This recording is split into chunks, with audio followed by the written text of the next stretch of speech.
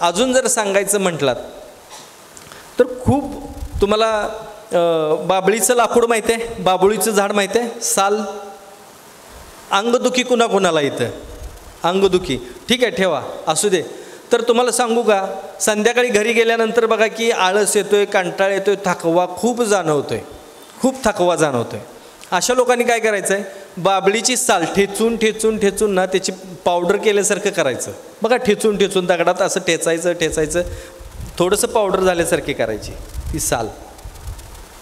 आणि त्या सालीमध्ये तुळशीची पानं झालं तर आपल्या पुदिन्याची पानं ही मिक्स करायची, परत ठेचायचं त्याच्यात, परत ठेचायचं आणि त्याच्यात थोडीशी कोरफड घालायची, कोरफड घालायची.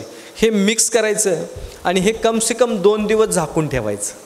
2 दिवस पूर्ण त्या बाबळीचं जे सालीचं आहे ना तर त्यात ते मुरलं गेलं पाहिजे 2 दिवस. 2 दिवसानं परत ते हलवून घ्यायचं. हा झाला तुमचा अंगदुखीचा साबण. हे तुम्ही संध्याकाळी ज्यावेळेस थकून भागून घरी येत आहे ना त्यावेळी चेहऱ्याला झालं तर हाताला, कमरेला, पाठीला, गुडघ्यांना लावायचं आणि आंघोळ करायची. मिनटात दुखणं थांबून जाईल. करून बघा, म्हणजे जो आपल्याला थकवा आलेला असतो ना हा सगळा थकवा निघून जाईल. करून बघा फक्त.